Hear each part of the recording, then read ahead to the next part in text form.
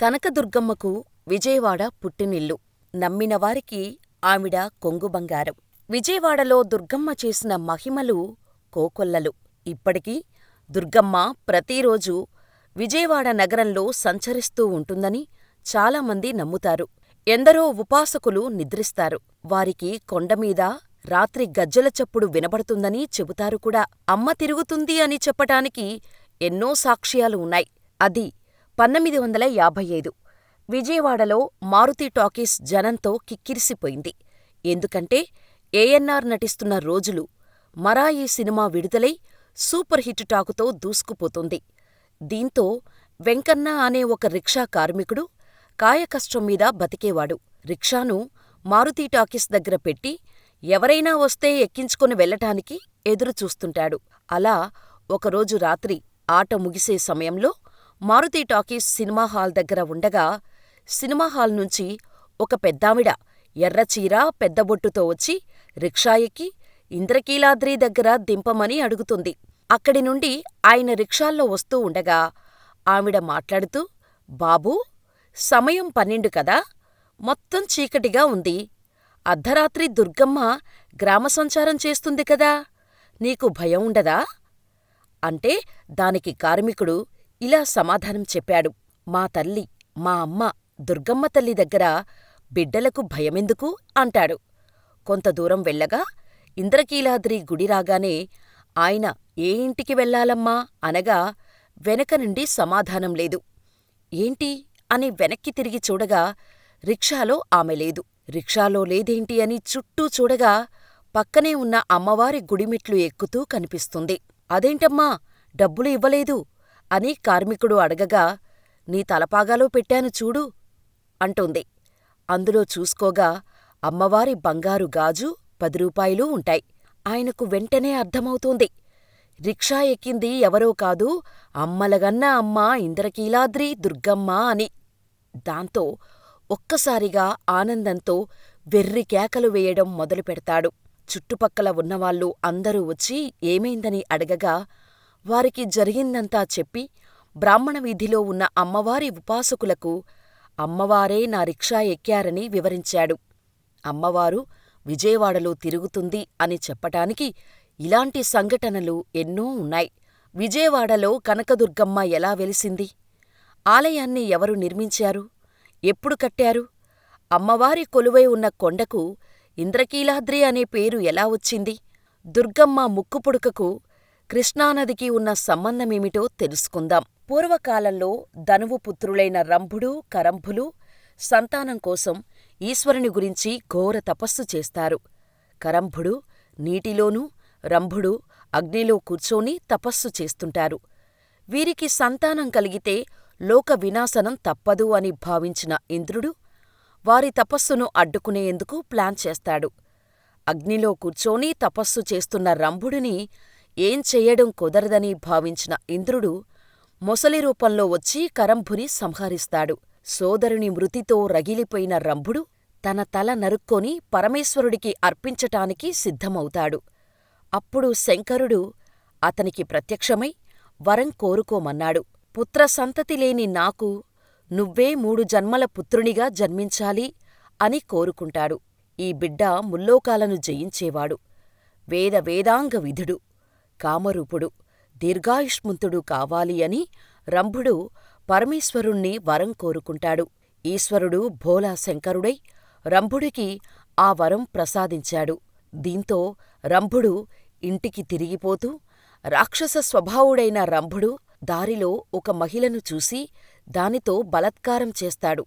ఇలా రుద్రుడు తన అంశంతో ఆ మహిషి గర్భంలో ప్రవేశిస్తాడు. కొంతకాలానికి మహిషాకారంతో బిడ్డ జన్మిస్తాడు. అతడే మహిషాసురుడు. అతను మహాబలవంతుడై ఇంద్రుని జయించి స్వర్గాధిపత్యం పొంది ముల్లోకాలన్నీ గజగజలాడిస్తూ ముల్లోకాలను భయభ్రాంతులకు గురిచేస్తూ ఉంటాడు. ఒకసారి మహిషాసురుడు కాత్యాయన మహర్షి ఆశ్రమానికి వెళ్ళి అక్కడ స్త్రీరూపం ధరించి మహర్షి శిష్యుని బాధిస్తూ ఉండటంతో మహర్షి ఉగ్రుడై స్త్రీ చేతిలో నీకు మరణం సిద్ధిస్తుందని శపిస్తాడు. అయినా మహిషాసురుడు తన దుష్టబుద్ధిని వదలలేడు. స్త్రీలను, సాధు పుంగవులను, దేవతలని, ఋషులను బాధిస్తూనే వచ్చాడు. అప్పుడు దేవతలంతా కలిసి ఆదిశక్తిని ప్రార్థిస్తారు. ఆ దేవి ఉగ్రచండి అనే పేరిట ఉద్భవించి మహిషాసురుణ్ణి సంహరించింది. మరో జన్మలో మళ్ళీ ఈ మహిషుడు రంభుడి పుత్రునిగా పుట్టి తన దానవ నైజంతో దేవతలని పీడిస్తూ ఉంటే ఆ దేవతల ప్రార్థనపై ఆదిశక్తి భద్రకాళి రూపంలో అవతరించి మహిషుని ముట్టుపెట్టింది. మూడవ జన్మలో ఈ మహిషుడు ఘోర తపస్సు చేసి బ్రహ్మ వసువురాలు పొంది ఇష్టానువర్తిగా వ్యవహరిస్తూ లోకపీడితుడయ్యాడు. ఆ మహిషునికి ఒకరోజు మహాకాళి తనని ఒడిసిపట్టి తన తల నరికి రక్తపానం చేస్తున్నట్టు భయంకరమైన కల వచ్చింది. అందుకు కంపితుడై మహిషుడు భద్రకాళిని గూర్చి ఘోర తపస్సు చేశాడు. అప్పుడు దేవి ప్రత్యక్షమైంది. ఇక తనకు జనన మరణాలు లేకుండా వరం ప్రసాదించమని, నీ చేతిలో హతుడైన నాకు నీ యజ్ఞభాగార్హత కలగజేయవలసిందని మహిషుడు కోరుతాడు. అప్పుడు జగన్మాత, మహిషా, నువ్వు రుద్రాంశ సంభూతుడవు. నాకు వాహనం కావటానికి బ్రహ్మ నిన్ను సృష్టించాడు. ఇక నువ్వు నా వాహనంగా ఉండి నేను నిలిచిన చోట పాదాక్రాంత శరీరుడవై నా సన్నిధిని నిలిచి ఉంటాను అని దేవి పలికింది. ఆ తర్వాత మహిషుడికి మళ్లీ జగన్మాత మాయ కప్పటంతో మళ్లీ అసురచేష్టలకు పూనుకొని దేవతలను, మునులను పీడిస్తూ ఉండటంతో దేవతల ప్రార్థనపై మరో శక్తి శ్రీ కనకదుర్గామాత రూపం ధరించి సపరివారుడైన మహిషాసురుణ్ణి సంహరిస్తుంది. ఇలా మహిషాసురుని కర్ణాటకలో చాముండి హిల్స్ మీద అంతం చేస్తుంది. ఇలా ఆ తరువాత అమ్మ విజయవాడ ఇంద్రకీలాద్రికి వచ్చి వెలిసిందని చరిత్ర. అమ్మ ఇంద్రకీలాద్రిపై వెలవటానికి కూడా ఓ పురాణం ఉంది.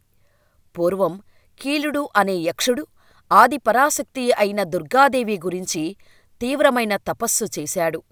అతని తపస్సుకు మెచ్చిన అమ్మవారు కాలుణ్ణి వరం కోరుకోమనగా పరమ సంతోషంతో జగన్మాతను అనేక విధాలా స్తుతించి, అమ్మా, నీవు ఎల్లప్పుడూ నాపై నివసించి ఉండు అని వరం కోరుకుంటాడు. అప్పుడు దుర్గాదేవి, ఓ యక్షా, నీవు పరమ పవిత్రమైన ఈ కృష్ణానది ఒడ్డున పర్వత రూపాన్ని ధరించు. కృతయుగంలో అసుర సంహారానంతరం నేనే నీ పర్వతం మీద కొలువుంటాను అని వరం ప్రసాదిస్తుంది. ఇలా కీలుడు పర్వత రూపాన్ని పొంది దేవి ఆవిర్భావం కోసం ఎదురుచూస్తుంటాడు. ఇలా కృతయుగంలో దుష్టధనుజుడైన మహిషాసురుణ్ణి సంహరించాక దుర్గాదేవి కీలుడికిచ్చిన మాట ప్రకారం మహిషాసుర మర్దిని స్వరూపంతో కీలాద్రి మీద ఆవిర్భవించింది.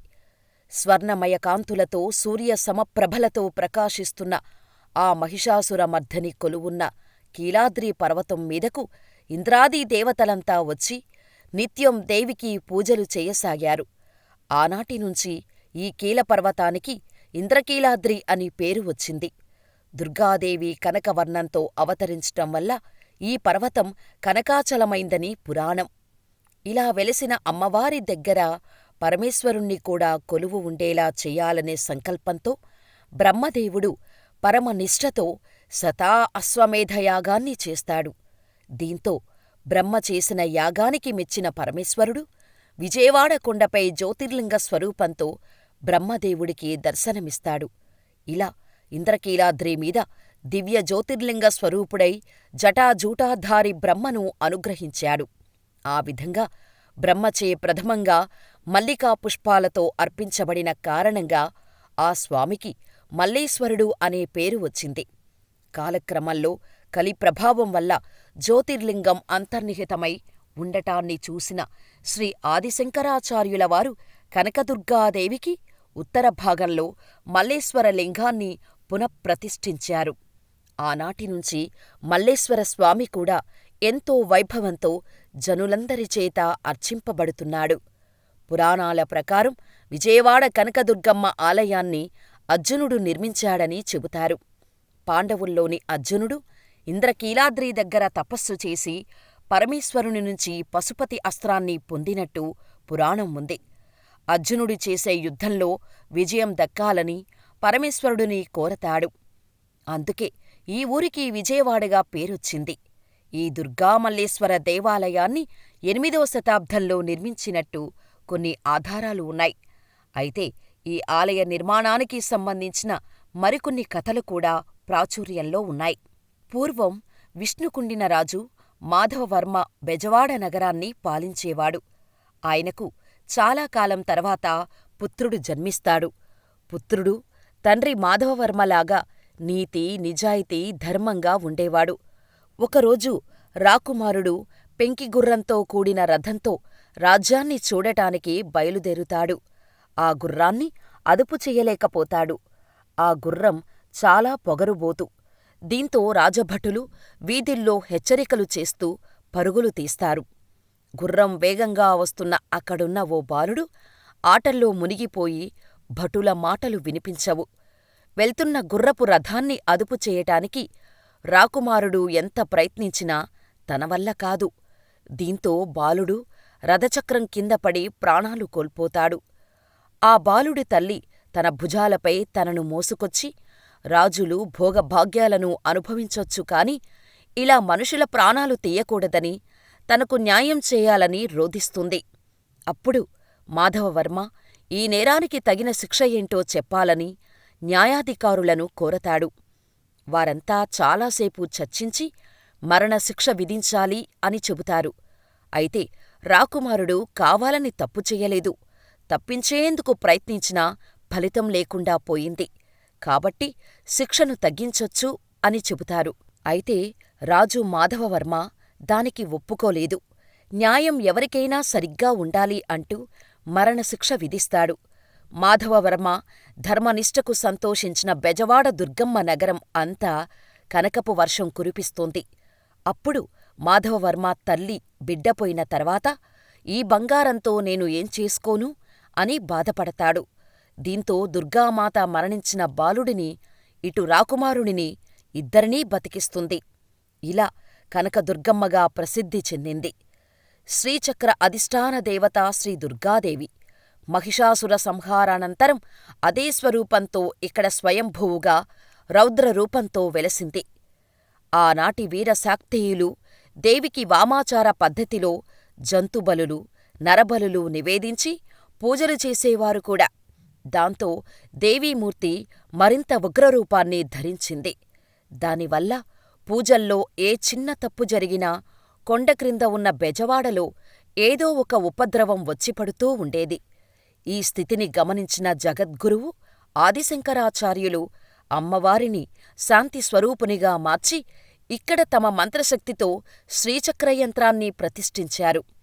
నిత్యార్చనలు, కుంకుమార్చనలు అన్నీ దేవీ మూలవిరాట్కి కాక అమ్మవారి ప్రతిరూపమైన శ్రీచక్రానికే జరుగుతుంటాయి.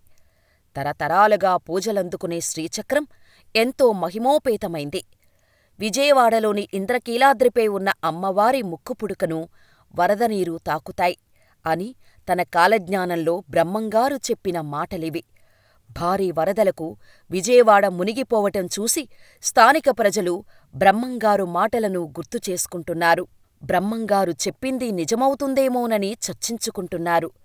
చరిత్రలో ఎన్నడూ లేని విధంగా విజయవాడలో అత్యధిక వర్షపాతం నమోదైంది.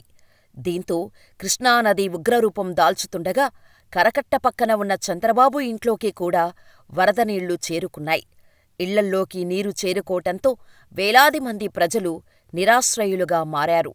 రోడ్లన్నీ చెరువులను తలపిస్తుండటంతో జనజీవనం పూర్తిగా స్తంభించింది. ప్రజలు ఇంటినుంచి బయటకు రావటానికి కూడా జంకుతున్నారు. ఇలాంటి పరిస్థితి బెజవాడలో ఎప్పుడూ రాలేదని ప్రజలు చర్చించుకుంటున్నారు. సో అసలు దుర్గమ్మ ముక్కుపుడక వెనుక ఉన్న పురాణ కథ ఏమిటో తెలుసుకుందాం. కీలుడు తనకు శాశ్వతత్వం ప్రసాదించమని దేవిని కోరటంతో పర్వతరూపంగా మారితే తాను దానిమీద నివాసమేర్పరచుకుంటానని చెప్పటంతో కీలుడు పర్వతరూపంలోకి మారిపోతాడు. అయితే అటుగా సముద్రం వైపు పయనిస్తున్న కృష్ణవేణికి ఇంద్రకీలాద్రి పర్వతం అడ్డొస్తుంది. దీంతో నాకు కొంచెం దారిమ్మని కృష్ణానది ప్రార్థించటంతో కనకదుర్గమ్మ కరుణించిందని చెబుతారు. ఇలా బెజ్జం మార్గం ద్వారా కృష్ణవేణి ముందుకు పయనమైందని చెబుతారు. అందువల్లే ఈ ఊరు బెజ్జంవాడ అని పేరు. అదే తర్వాతి రోజుల్లో బెజవాడగా రూపాంతరం చెందిందంటారు. అయితే దుర్గాదేవి చేసిన సహాయానికి ప్రతిగా కృష్ణవేణమ్మ ముక్కుపుడకను కనకదుర్గాదేవి అరువు తీసుకుందని, అది తిరిగి ఇవ్వక్కర్లేకుండా తాను కొండమీదకు వెళ్ళి అక్కడ ఆవాసం ఏర్పరచుకుందని అంటారు.